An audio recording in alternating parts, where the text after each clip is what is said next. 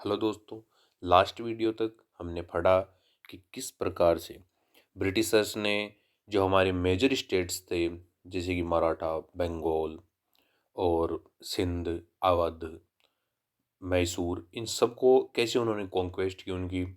किस प्रकार से उन्होंने वहाँ की जो डायनेस्टीज थी या फिर वहाँ के जो रूलर्स थे उनको ख़त्म किया या उनसे किसी भी प्रकार का कोई अलायंस साइन करवाया।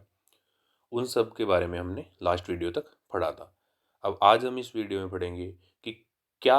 क्या क्या उनकी ऐसी पॉलिसीज़ थी ब्रिटिशर्स की कि वो उन्होंने भारत के ऊपर उन्हें डाला, भारत के राजाओं के ऊपर उन्होंने डाला, जिससे कि भारत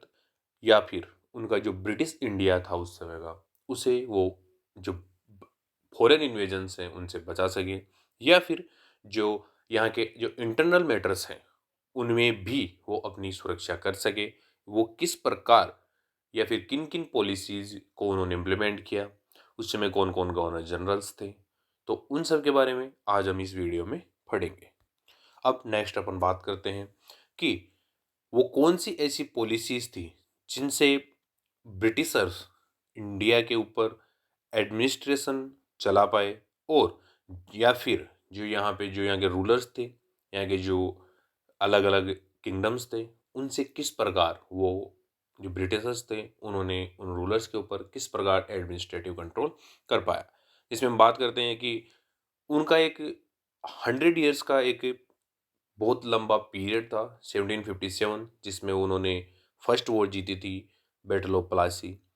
या फिर हम ईस्ट इंडिया कंपनी की बात कर सकते हैं कि ईस्ट इंडिया कंपनी का वो एक 100 ईयर्स का पीरियड था, जिसमें 1757 में उन्होंने बैटल ऑफ प्लासी जीती। वहाँ से उनकी एक शुरुआत हुई। उसके बाद में बैटल ऑफ बक्सर, उसमें उन्होंने बंगाल को, अवध को, इन सबको ख़त्म किया। और उसके बाद में लगातार उन्होंने मैसूर, मराठा, सिंध और अलग अलग राजपूती स्टेट से और पूरे भारत में उन्होंने एक छत्र राज किया। उसके बाद में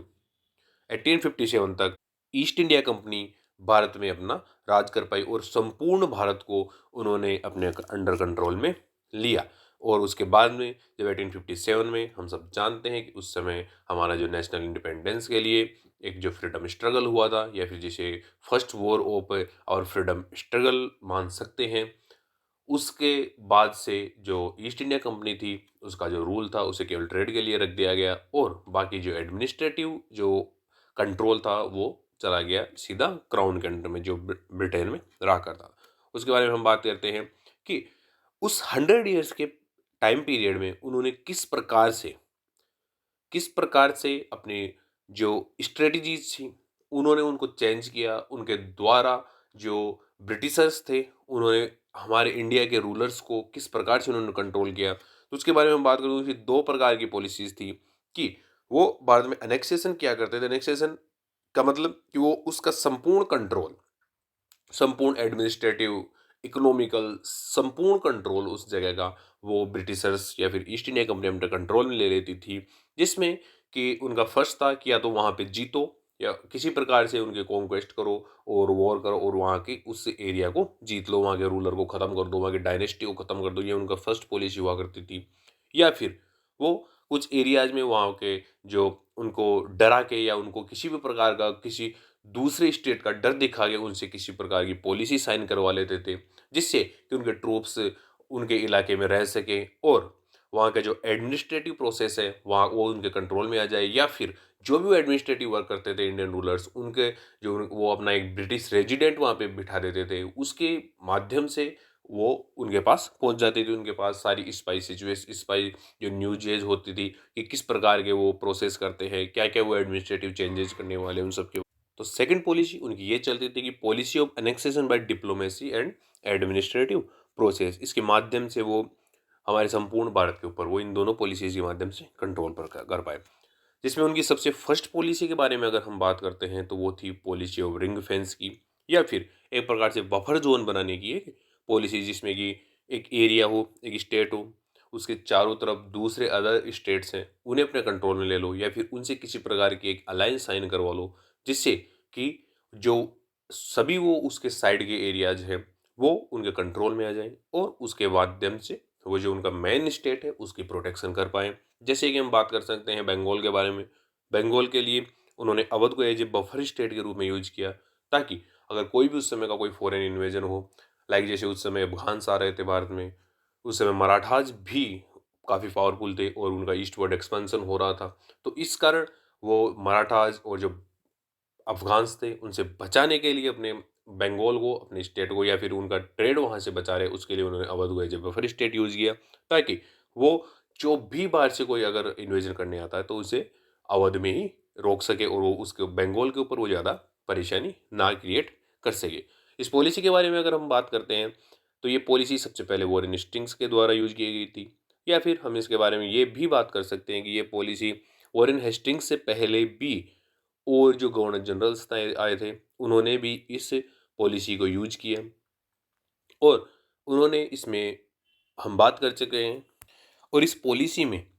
जो भी किसी प्रकार की जो ब्रिटिशर्स के द्वारा हेल्प मिलती थी, वो जैसे कि ज़्यादातर मिलिट्री हेल्प किया करते थे, क्योंकि उनके पास काफ़ी ज़्यादा हाई टेक्नोलॉजी के वेपन्स हुआ करते थे और उनके पास काफ़ी हाई टेक्निकल स्किल्स थी और उनके पास जो लीडर्स थे वो भी काफ़ी ज़्यादा अच्छे लीडर्स थे। वो बहुत सी फाइट लड़ चुके थे। इस कारण वो उनका असिस्टेंस एक स्टेट को दिया करते थे, लेकिन उनका जो भी खर्चा होता था,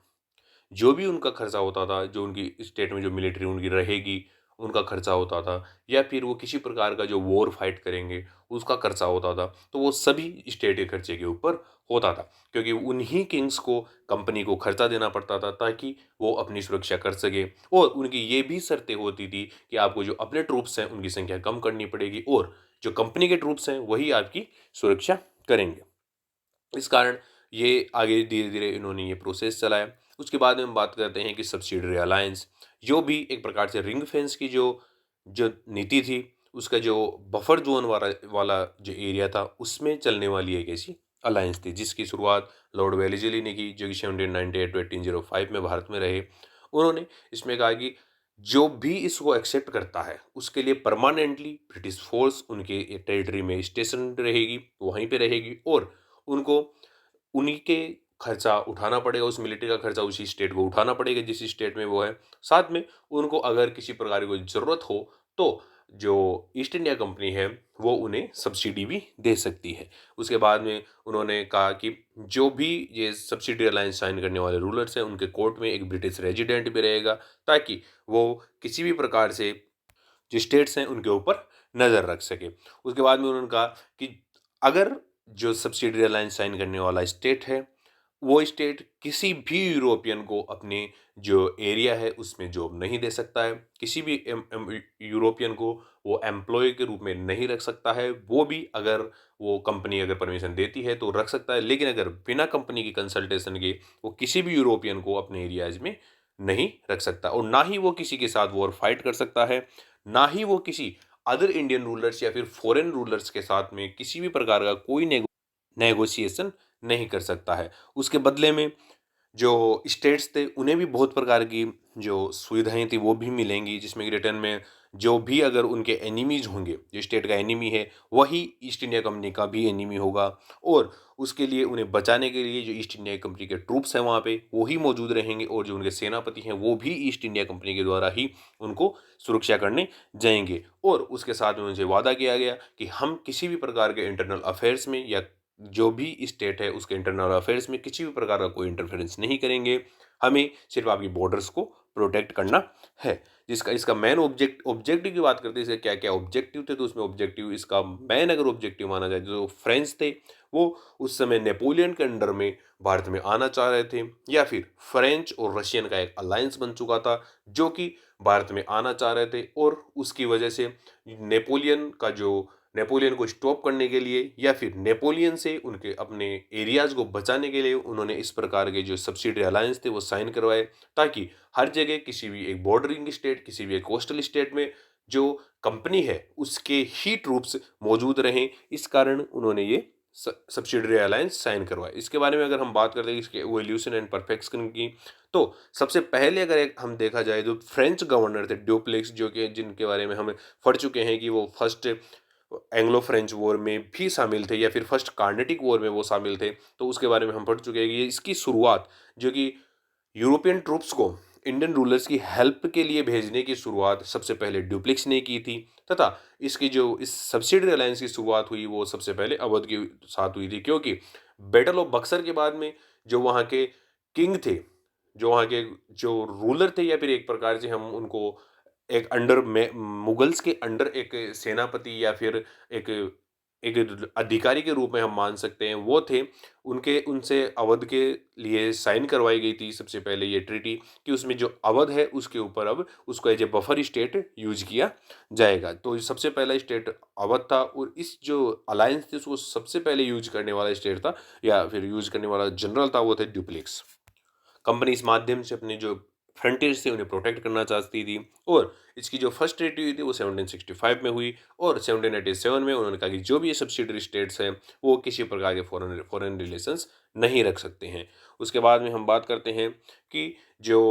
ऐसे ऐसे कौन कौन कौन सी ऐसी स्टेट्स थी जिसमें जो सब्सिडरी अलायंस था उसको यूज किया गया, क्योंकि ये बहुत ही विख्यात एक अलायंस है, इसलिए इसके अलग अलग स्टेज में इसको यूज किया गया, जिसमें 4 स्टेज में हम बात कर सकते हैं कि 4 स्टेज में कंपनी ने यूज किया कि किस प्रकार उन्होंने धीरे धीरे करके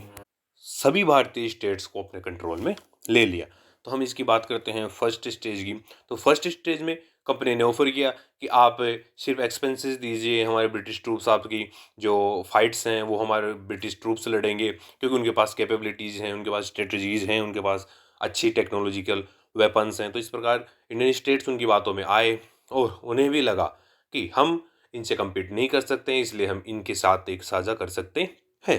उसके बाद हम बात करते हैं सेकंड स्टेज की। तो सेकंड स्टेज में उन्होंने कंपनी या फिर कंपनी ने इंडियन स्टेट्स को एक कॉमन कॉज दिया कि आप इससे हमारे साथ फ्रेंडशिप कर सकते हैं, और हमारे सोल्जर्स हैं वो आपकी फील्ड में रहेंगे, आप अपनी जो ट्रूप्स हैं उनकी संख्या कम कर सकते हैं। इस प्रकार आपको परेशानी का सामना कम करना पड़ेगा, और जो आपकी वॉर्स हैं उनको फाइट करने की जिम्मेदारी हमारी होगी। हम ही उन वॉर्स के हार और जीत के कारण भी हम ही होंगे। इस प्रकार उन्होंने सेकंड स्टेज में जो इंडियन स्टेट्स थे उनके साथ अच्छे रिश्ते बनाने की कोशिश की। उसके बाद हम बात करते हैं थर्ड स्टेज की। तो थर्ड स्टेज में उन्होंने कहा कि आप जिस आपके जो सोल्जर्स हैं, जो आपके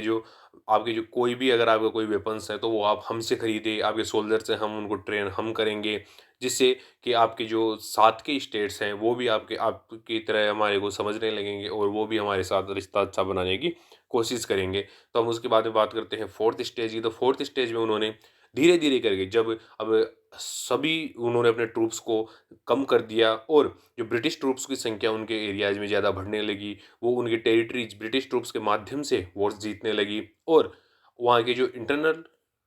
प्रॉब्लम्स थी उनमें भी जो ब्रिटिश ट्रूप्स थे वो ही उनकी हेल्प करने लगे। तो उन्होंने अब धीरे धीरे अपनी फीस काफ़ी ज़्यादा बढ़ा दी, और उन्होंने उस प्रोटेक्शन फीस के रूप में उसको एक फिक्स कर दिया, और उस वो भी बहुत ज़्यादा फीस होने के कारण अब जब बहुत ज़्यादा फीस हो गई तो उनके जो टैक्सेस थे वो भी उन फीस को compete नहीं कर पा रहे थे। इसलिए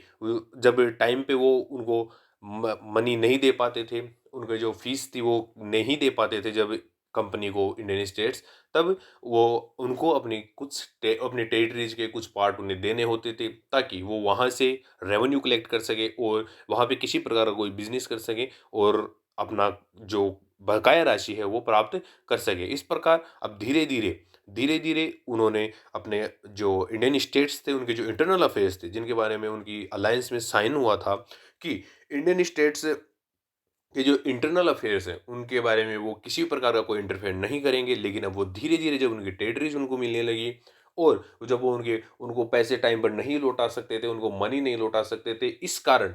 वो जो अब वहाँ पे जो ब्रिटिश रेजिडेंट होते थे वो उनके इंटरनल अफेयर्स में भी काफ़ी ज़्यादा इंटरफेयर करने लगे। उसके बाद हम बात करते हैं कि किन किन स्टेट्स ने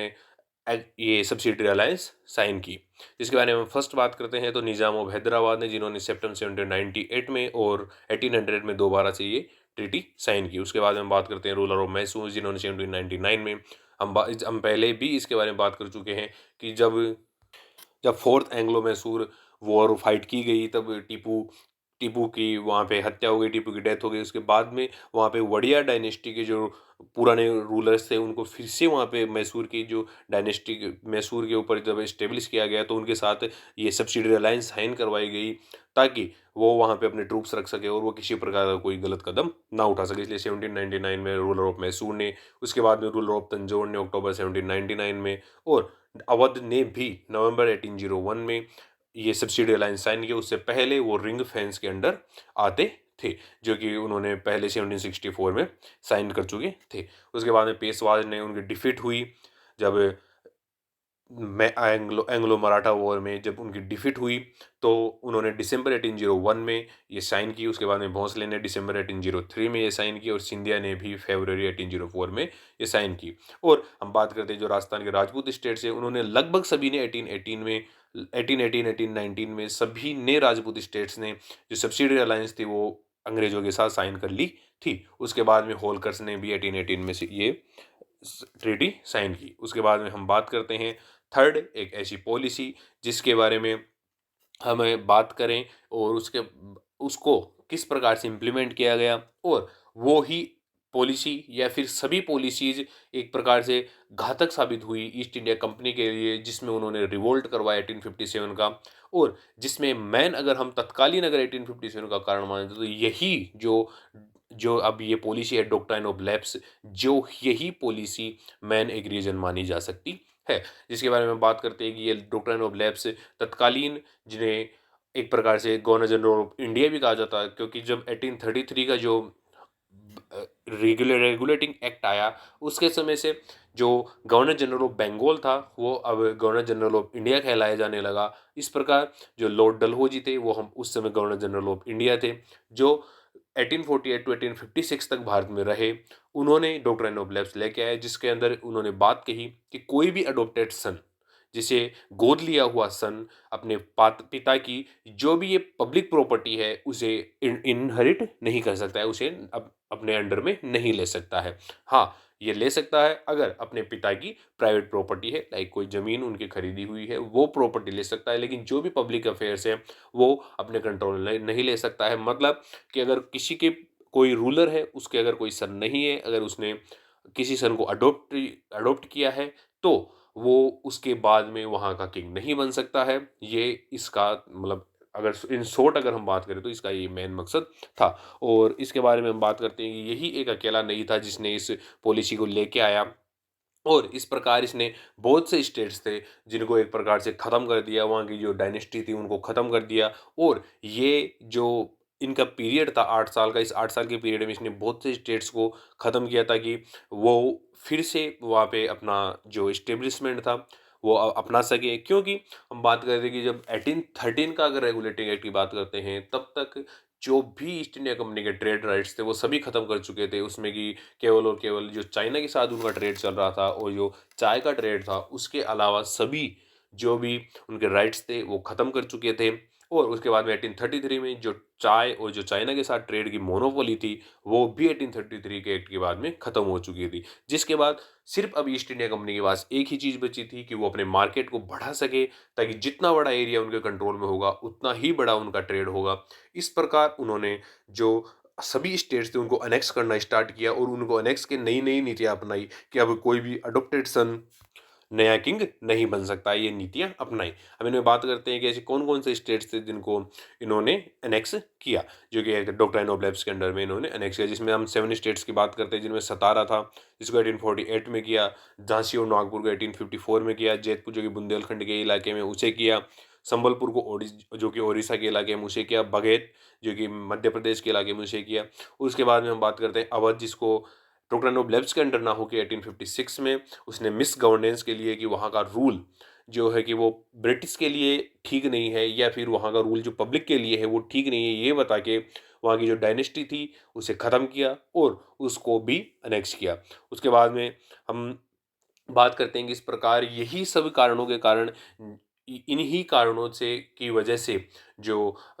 आसपास के जो अवध के, जो झांसी के, जो नागपुर के, ये सभी जो किंग्स थे इन्हें लगा, या फिर जो किंग्स के एडॉप्टेड सन्स थे इन्हें लगा कि हमारे अधिकारों को छीन रहे हैं, इस कारण जब 1857 का रिवोल्ट हुआ तब भारी मात्रा में इन्होंने सपोर्ट किया और इनकी लीडरशिप के अंदर भारत के लिए फर्स्ट फ्रीडम वॉर जो कि 1857 में फाइट किया गया उसे लड़ा। इसके बारे में हम आगे आगे आने वाले वीडियोज में बात करेंगे कि कैसे क्या क्या कारण थे, वो सब आगे हम बात करेंगे। ये हमारा वीडियो था कि क्या क्या ऐसी पॉलिसीज थी जिनके कारण ब्रिटिशर्स भारत में अपना दबदबा बना पाए और उन्होंने पूरे संपूर्ण भारत को, एक इतनी बड़ी टेरिटरी को किस प्रकार से उन्होंने कंट्रोल किया, इसके बारे में आज हमने पढ़ा।